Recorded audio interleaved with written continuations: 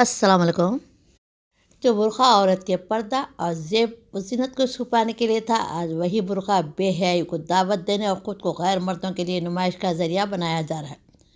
چمک دمک اور جسم کے نشیب و فراز کو ظاہر کرنے والا یہ برقع پردہ نہیں بلکہ کھلی بے پردگی ہے، جو اچھے سے اچھے انسان کو فتنے میں مبتلا کرنے کا ہنر رکھتی ہے۔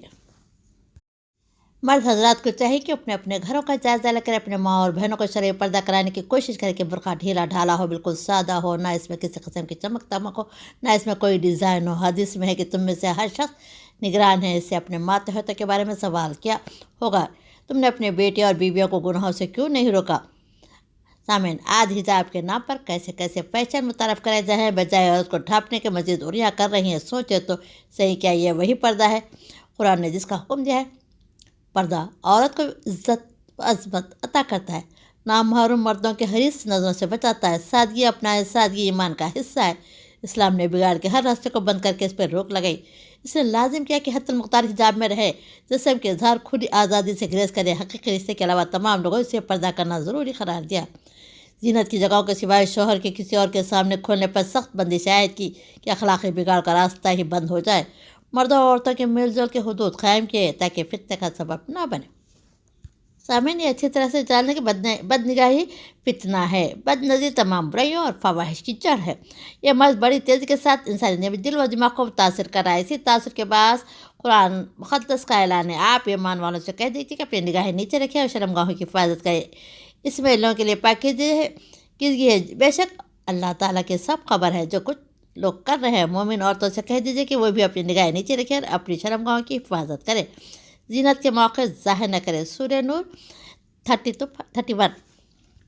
سامعین، مذکورہ آیتوں میں فتنے کا چشمہ جہاں سے ابلتا تھا، اسلام نے ان سوراخوں کو بند کر دیا، اس لیے کہ آنکھوں کی بے باکی کے نکاح کے بغیر آزاد شہوت روانی، نفس پرستی، ازواجی زندگی سے نفرت، خاندانی زندگی سے بیزاری کی عادت پڑ جاتی ہے۔ موبائل میں نیموریاں تصویریں، ناجائز پیار و محبت، زنا، قتل اور معصوم بچوں کی عصمت ریزی کے واقعات بڑھتے چلے جا رہے ہیں۔ طلاق تفریق کا زور ہے۔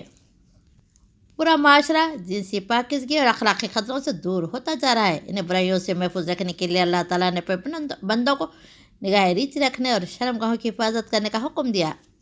ایک شاعر نے کیا خوب کہا، بے پردہ حسینوں سے ہوا تنگ زمانہ، آنکھوں نے شروع کر دیا اب دل کو ستانا۔ رسول اللہ علیہ وسلم نے فرمایا، نظر ابلیس کے تیروں میں سے ایک زہرآلود تیر ہے۔ موج الکبیر 173۔ حقیقت ہے کہ اگر نظر کا تیر پیوست ہو جائے تو آدمی اس وقت بے قابو ہو جاتا ہے۔ اس فتنے کی طرف اشارہ کرتے ہوئے اور حدیث میں رسول اللہ علیہ وسلم نے فرمایا، آنکھوں کا زنا بد نظری ہے، کانوں کا زنا غلط بات سننا ہے، زبان کا زنا غلط بولنا ہے، ہاتھ کا زنا غلط چیز پکڑنا ہے، اور پیر کا زنا برے ارادے سے چلنا ہے۔ دل خواہش و تمنا کرتا ہے، پھر شرمگاہ اس کی تذیب کرتی ہے۔ بخاری 926۔ اور ایک حدیث میں نبی صلی اللہ علیہ وسلم نے فرمایا، اللہ کی لعنت ہے اجنبی عورت کو دیکھنے والے پر، اور اس عورت کو جس کو دیکھا جائے اس کے لیے نظر کی حفاظت بہت ضروری ہے، ورنہ اس سے بڑے بڑے فتنے پیدا ہوتے ہیں۔ قسم خدا کی بد نگاہی کی وجہ سے کئی ہنستے بستے گھر اجڑ رہے ہیں، نوجوانی برباد ہو رہی ہے، ازواجی زندگی تباہ ہو رہی ہے، لوگ دین اسلام سے مرتد ہو رہے ہیں۔ یہ نگاہ بڑی قیمتی چیز ہے۔ اگر کوئی اپنے والدین کو محبت کی ایک نظر سے دیکھتا ہے تو رسول اللہ علیہ وسلم نے فرمایا، اسے ایک حج اور عمرہ کا ثواب ملتا ہے۔ ابو داؤد۔ ایک حدیث میں آپ صلی اللہ علیہ وسلم کو ارشاد ہے کہ 3 قسم کے لوگ ایسے جن کی آنکھیں جہنم کی آگ نہیں دیکھیں گی۔ وہ آنکھ جو اللہ کی راہ میں بے جا رہی ہو، دوسرا وہ آنکھ جس نے اللہ کے خوف سے رو کر آنسو بہایا ہو، تیسرا وہ آنکھ جو حرام اور نامحرم کو دیکھنے سے رک گئی ہو۔ موجم الکبیر 412۔ اس حدیث کی روشنی میں ہم سمجھ سکتے ہیں کہ موبائل اسکرین پر خوبصورت لڑکیوں کو گھنٹوں دیکھنا، عورتوں کے جسموں کو دیکھ کر لطف اندوز ہونے سے بد نظری کی عادت پڑ جاتی ہے۔ اگر نگاہ کی حفاظت نہیں کریں گے تو شرمگاہ کی حفاظت کرنا مشکل ہو جاتا ہے۔ دل و نگاہ مسلمان نہیں تو کچھ بھی نہیں۔ آمین۔ اب ایک نیا فتنہ شروع ہو گیا کہ اوپن ریلیشن شپ کا فتنہ۔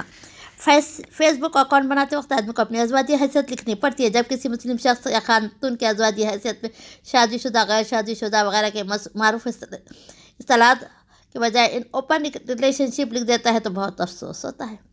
یہ الفاظ لکھتے وقت شاید فرد کو معلوم نہیں تھا کہ اوپن ریلیشن شپ کی کیا معنی ہوتے ہیں، بس ایک دوسرے کو دیکھا دیکھی لکھتے چلے جا رہے۔ یہ افسوس تب مزید گہرا ہو جاتا ہے جب یہی الفاظ کسی خاتون یا بچے کی جانب سے لکھے گئے ہوں۔ سامعین، ذہن میں رہے کہ ان اوپن ریلیشن شپ کا مطلب لازمی شادی شدہ ہونا نہیں، بلکہ یوں سمجھ لیں کہ وہ غیر شادی شدہ رہ کر بھی یہ ازواجی अपने ऊपर लगा सकता है। मगरबी हया बाख्ता माशरों में अक्सर लोग इंसान की सतह से गिरकर हैवान की सतह पर पहुँच गए, इसलिए वहाँ बॉय फ्रेंड गर्ल फ्रेंड के लिहाज से इस तरह इस्तेमाल होते हैं जैसे हमारा मशरक़ी माशरा में मियाँ और बीवी के अल्फाज। लेकिन अब मामला बीवी और शोहर बॉय फ्रेंड और गर्ल फ्रेंड से भी बहुत आगे जा चुका है। एक शरीफ आदमी की इन जिनसी ताल्लुकात की नवीद जानकर ही घिन आती है। सामईन, मर्दों के आपस में औरतों के आपस में शादी आम बात बन चुकी है, लेकिन मियाँ और बीवी अपनी रजा खुशी से इस बात पर मुत्तफ़िक़ होकर ज़िंदगी गुजार की कोई सिर्फ एक दूसरे के लिए नहीं होंगे, बल्कि इधर उधर मुँह मारने में भी आज़ाद रहेंगे, तो ये बात एक इंसान को इंसानियत के दर्जे से गिराकर गलियों में फिरने वाले इन आवारा कुत्तों की सतह पर ला खड़ा करती है, जो जिनसी ताल्लुकात कायम करते वक्त किसी कानून व अखलाक़ी ज़ाब्ते के पाबंद नहीं रहते। पिछले दिनों तुर्की में दर्जनों ऐसे जोड़े पकड़े गए जो अदली बदली में बाकायदगी से शरीक होते, यानी मियाँ भी अपनी रज़ा खुशी से अपने पार्टी में शरीक होकर आज तौर पर किसी दूसरे फ़र्द के साथ रिश्ता अज़वाज कायम कर लेते थे। ऐसी पार्टियाँ मगरब में आम है, इन माशरे में कोई मायूब चीज़ नहीं समझा जाती, लेकिन मशरक़ी माशरे में इसका तस्वर तक नहीं किया जा सकता है। इन ओपन रिलेशनशिप को मतलब बस कुछ इस तरह का होता है कि ऐसा अज़वाजी ताल्लुक़ जिसमें ज़रूरी नहीं कि फ़र्क़ीन ने क़ानूनी निकाह कर रखा हो, बल्कि ताल्लुक़ बाक़ायदा निकाह वाला भी हो सकता है, जिसमें जब चाहे अलग होकर अपने लिए नया पार्टनर तलाश कर ले। आग जो कुछ देखती है लब पे आ सकता नहीं। हैरत हो कि दुनिया क्या से क्या हो गई। सामईन, अगर शौहर किसी और को अपने माशूक़ा बना ले या बीवी किसी आशिक़ को बना ले, बिलाशक वो शुबा व ख़ानदान तबाह और बर्बाद हो जाएंगे। वो शौहर अपने माशूक़ा के चक्कर में बीवी और बच्चों के हुक्म में कोताही करेगा, और बीवी अपने आशिक़ के चक्कर में शौहर और बच्चों की जिम्मेदारी से बचेगी। सामईन, ओपन रिलेशनशिप जो ज़िना ही कहलाता है, नहायत ही बुरा मौजूब कुफ्र अमल है। वो शख्स फासिक, फाजिर, ज़ानी और ख़ाइन कहलाता है। ज़िना से पैदा होने वाला बच्चा समाज पर एक कलंक है। अल्लाह अज़्ज़ा वजल ने कुरान में फरमाया, ज़ानी और ज़ानी को 100 कोड़े मारो, और रसूल सल्लल्लाहु अलैहि वसल्लम ने फरमाया, शादीशुदा मर्द और औरत ज़िना करे तो दोनों को संसार कर दो। आप सल्लल्लाहु अलैहि वसल्लम से बड़े गुनाहों के बारे में पूछा गया तो आपने फरमाया, हमसाये की बीवी के साथ ज़िना करना। अल्लाह ताला इस गलीज़ बुराई से उम्मत मुस्लिमा की हिफाजत फरमाया। आमीन या रब्बुल आलमीन।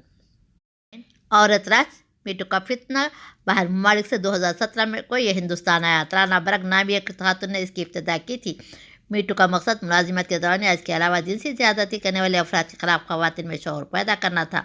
चुनांचे मीटू के आने के बाद कई ख़वातीन ने अपने ऊपर होने वाले जिनसी ज़्यादती और जिनसी इस्तेहसाल के खिलाफ आवाज़ उठाई। 5, 10, 20 साल पुराने केस बाहर आने लगे। ये इल्ज़ामात कितने सही है कितने गलत किसी को पता नहीं। कोई इस पर सबूत मांगने की जरूरत भी नहीं कर सकता। औरत का सिर्फ इतना कह देना काफ़ी समझा गया कि फ़लाँ शख्स ने 20 साल पहले मेरे साथ जिनसी ज़्यादती की थी। मीटू का मतलब ये कि औरत जब चाहे मर्द पर इल्ज़ाम लगाए और मर्द हज़रात जेल जाए। इसका मतलब यह है कि औरत राज आ रहा है। ये भी मुमकिन है कि बाज़ दफ़ा औरतें पैसा वसूल करने या ज़ाती दुश्मनी निकालने के लिए मीटू के ज़रिए छूटे केस वायर करके मर्दों को हैरान किया जा सकता है। मीटू इंतहाई ख़तरनाक फितना है। इसमें औरत को मर्द के मुताबिक खड़ा किया जाता है कि औरतें मर्द के हिसाब से आज़ाद होना चाहती है। मर्द सुबह से शाम तक मेहनत में मशक्क़त करता है, वो परदेश जाकर धक्के खाता है, सड़कों पर सोता है, कमा कर लाता है, मेरी बीवी बच्चे खुश रहे। जब वो घर आता है तो मीटू का ड्रामा औरत को तैयार कर चुकी होती है। और खामोश छोड़ो और मर्दों का मुकाबला करो। मीटू में बताया जा रहा है कि अगर कोई लड़की बुरा काम करती है खुद जिम्मेदार होती है। बाप भाई कोई हक़ हासिल नहीं कि उसे रोके या उस पर हाथ उठाए।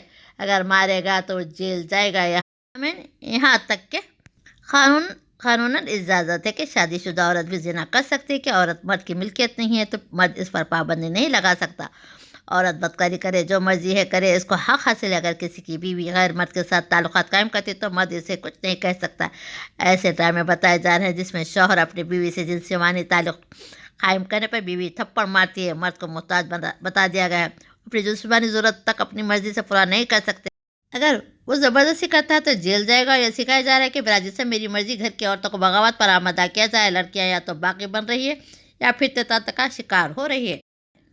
6 सितंबर 2018 को सुप्रीम कोर्ट ने बिल पास किया कि हम जिन्स परस्ती जायज़ है, यानी मर्द के साथ और औरत के साथ शादी करेगी और ये पूरी दुनिया के अंदर लीगल करार दिया जाने वाला है। दूसरी तरफ ड्रामा और सीरियलों के जरिए औरत को औरत की तरफ और मर्दों को मर्द की तरफ लाया जा रहा है। हम फितने में घिरे हुए हैं, फितने हमारे घरों में दाखिल हो रहे हैं। कौम लूत भी इस लानत में गिरफ्तार थी कि वो औरतों को छोड़कर मर्दों के पीछे जाते थे। हम जिस पर फिल्में प्रमोट करना शुरू हो चुका है। ऐसी फिल्में बनती जा रही हैं जिसमें औरत के साथ और मर्द के साथ मोहब्बत करता दिखाई देगा। और ये लोग चाहते भी यही है कि औरत और मर्द अलग हो जाएं, ना बच्चे पैदा हों, ना ख़ानदानी निज़ाम चले। سامعین، میٹو کا دجالی فتنہ خاندانی نظام کو تباہ و برباد کر دے گا۔ یہودیہ کا یہی ایجنڈا ہے کہ خاندانی نظام تباہ ہو، کھلے عام جنسی تعلقات قائم کیا جا رہا ہے، نوجوانوں کی ضرورت میں کوئی چیز مقدس نہ رہے۔ بالغوں کے لیے خاص طور پر فلمیں بنائی جا رہی ہیں جن میں خواتین کے جسم پر جو لباس تھا سے نوچ پھینکا گیا، مادہ ذات ننگا کر کے زناکاری کے مناظر پیش کیے جا رہے ہیں۔ اس لعنت میں ایک بڑی تعداد نوجوانوں کی گرفتاری، جس کے گندے نتائج کہنے سے بھی زبان لڑکھڑا رہی ہے۔